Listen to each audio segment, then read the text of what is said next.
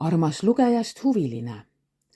Tänasega anno 13.06.2024 lõppes vana ja algab uus lehele info jagamise loomismuster, mis ei erine niivõrd seadetest, eestikeelse kirjasõna tekstist ja keele märgilisusest, vaid just sisult ja planeedi ülestõusuks valmistumiseks teadete jagamise sageduselt.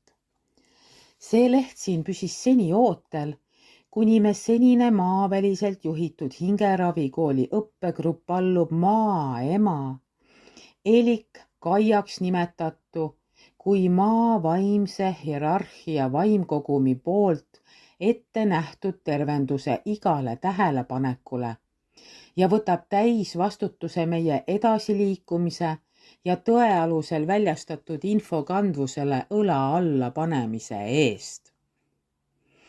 Käesoleva aasta 11. juuni daatumiga said nad oma teise astme koolituse arvestustööga ühele poole ja me anname neile võimaluse esitada taotlus uuele õppetasemele edasiliikumiseks, aga ka Angletooriumi Tartu teraapiakodus teenuste osutamiseks ja tuumikmeeskonda kuulumiseks.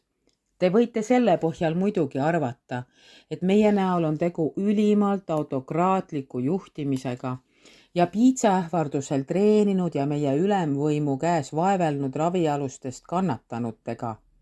Aga see oleks sel juhul egopõhine arvamus ja faktideta tunnetus pelgalt mõne lause ja maal äratuntava agressori tunnuste juurde mõtlemisena, mis põhiosas kohe mõtted vales suunas veab, kui ei tea, et see oli meie poolt neile uue elu annetus ja vanast ja kasutust elukäigumustrist välja aitamise protsess.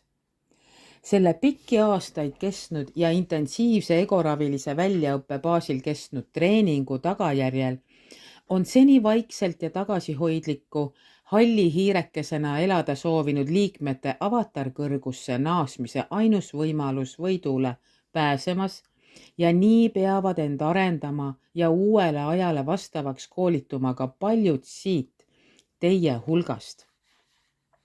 Kui teie kaks elupuulist kaitseinglit kummagi õla poolel omavahel tegevusi jagades kehastumisele teadlikult tunnetatud äratundmisena märku annavad ja te selle tagajärjel kindlasti edaspidi Maarja koolkonda soovite kuuluda. See pole tegelikult ühegi religiooni poole kallutatuse ilming, mis viitab Maarja ja tema inglite kaaskonna ilmumisele maa peale ja mitmes tema maise elu toetamise kobarkonna liikmelisuses kaasaja inimpere teadvusele uue aja sündmustest teadaandmisele või siis maaväliselt juhitud teadete omandamisele ja ülestõusuks vajaliku treenituse tagamisele. Religioon on usund kui traditsioonidega reeglistik, mis oli omal ajal kindlasti paljuski elu toetav koosmeele ühendus, mis aitas mitmel inimkonnal teatepulka käest kätte andes tänapäevani välja jõudes alles püsida, aga samas tegi religiooni taha peituv pahatikk ka suurt ülekohut ja põhjustas kannatusi, sealhulgas Maarja poolt ilmale kantud poja Jeesuse risti löömise, mis oli arrogantse aadelkonna ja samas ka madala laubaga rahvamassi egoleeri poolt koletu ülimjõu annetusega ümberkäimine ja käib möödaniku tõttu toimunud patukahetsuses siiani oma üles-alla kiikumise protsessi läbi. Millistest pahelisustest oleme ka tänapäeva kiriku rikkumistena ju teadlikud.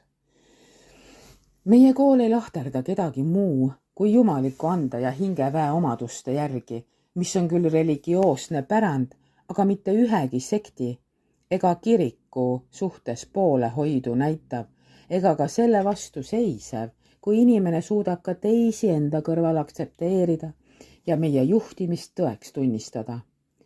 See viimane on vajalik mitte niivõrd meie, kuivõrd just inimese enda huvides, sest meie lähtume inimperest kui loo ja loodud hingemere tervikust ja arvestame ka inimese varasemat meelsust ja elukäiguraja olemust, kuid meie koolitustele ja järgijaiks ei saa jääda see, kes meid skeptiliselt tunnistab ja pidevalt valguse parvlaeva usaldust kõigutab.